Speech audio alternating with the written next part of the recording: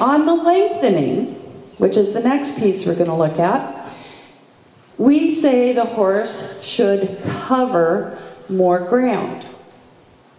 So if you went across the diagonal, I think this is a helpful exercise sometimes, and just did your regular working trot and said it takes 15 strides to get from point A to point B. Now I'm going to lengthen. Oh, that was still 15 strides, right?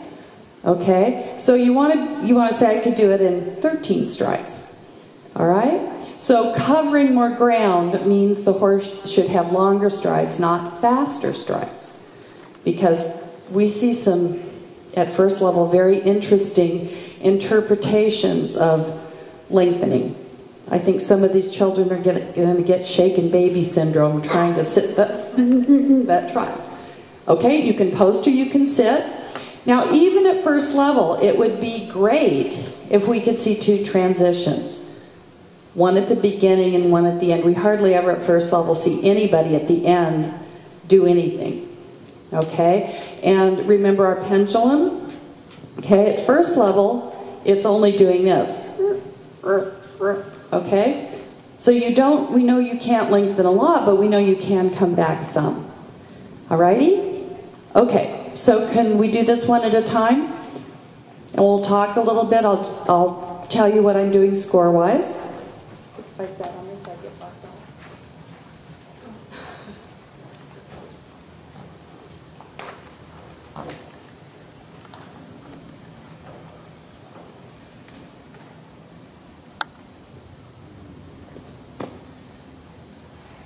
So the turn and the approach is a modifier to the circle.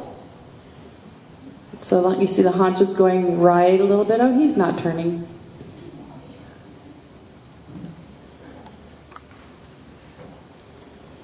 Now, if she did that in the show, go back and start over. But if she did that in the show ring and went back and started over, I have to judge the first attempt, which is going to be a low score, and give her an error. So if you want do-overs, be ready to pay the price. You might discuss a little counter-flexing to prepare for that, Steffen. Okay, so he tripped a little bit. But the trot's quite nice. It's fluid. She has enough bend. Finishes on center line. So if you want to be mean and say it tripped, but otherwise a 7. The leg yield has crossing, but he's starting to lean, and the trot didn't stay quite regular. Okay, so a 6.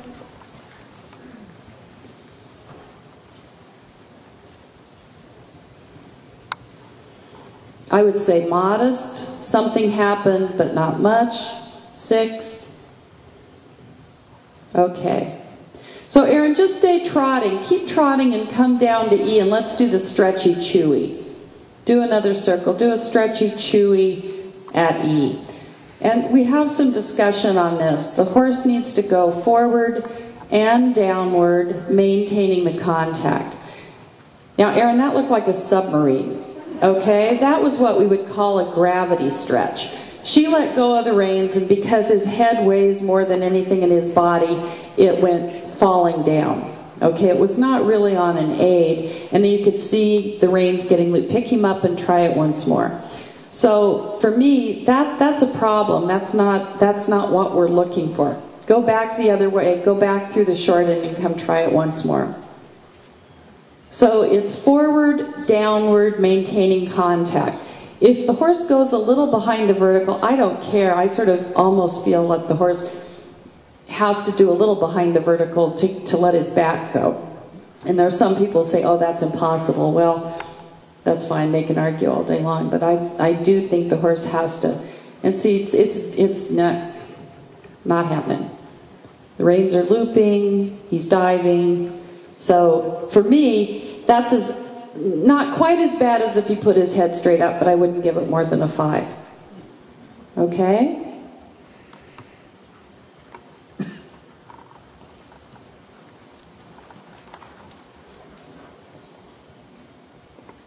Okay, so Erin, that's your homework, is that stretch circle.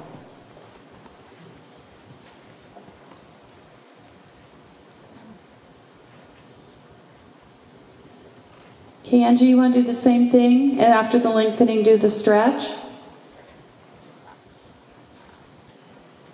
So if Erin came to me afterwards and said, am I ready to go to second level? I would say no.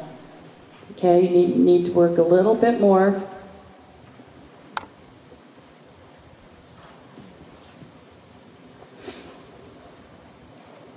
It's a good turn on to center line. Second half of the circle is better than the first half. Tempo was a little hurried at the beginning. 7.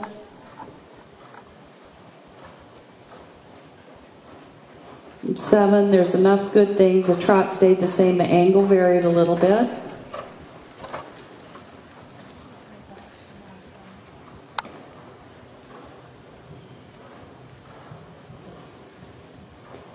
So you can see the horse get on the forehand and get wide behind in the lengthening.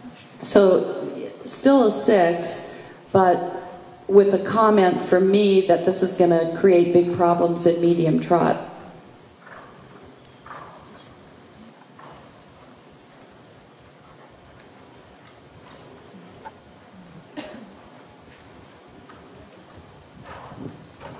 So she goes out a little bit more than she goes down. Oh, she says, no, oh, you want that? Okay. So the last quarter was actually the best part. But if she did that in the show, I'd still give a 6. And just say, goes out, needs to go more downwards. Okay. The widening and the trot. Sometimes it's a strength issue, sometimes it's a balance, usually it's a balance / strength issue. Sometimes with stallions it's a learned behavior. You know, I have to be careful as a judge that I don't say that's because of this. Because, you know, I don't really know. I see the horse for 6 minutes. So I just have to put down my reflections. I have to say, that horse was wide behind, and so I'm not giving more than a 6, and then I have to hope that she has a trainer that will read the test and, you know, take care of it. Okay, so I think as judges we have to be a little bit careful what we say sometimes. Because if I said something like, needs to go more forward for better balance, that would probably only make it worse, you know, so we have to be careful. Do you want to do a little work with them? Yep. Okay.